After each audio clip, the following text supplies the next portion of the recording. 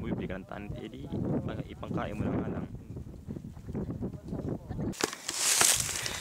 Guys, baba na kami ngayon ng Mount Halcon. Ito, nakikita nyo, andyan pa rin yung Sea of Clouds na simula pa kaninang pagsikat ng araw.